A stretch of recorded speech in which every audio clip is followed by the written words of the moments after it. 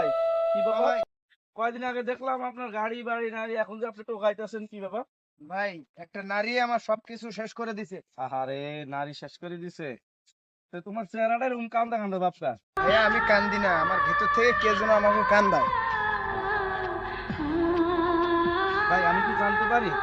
না ভাই, আর কি জানবেন, আমি এক সময় আমার কথা এই এলাকা কাঁপতো, আর আজকে আমি টোকাই।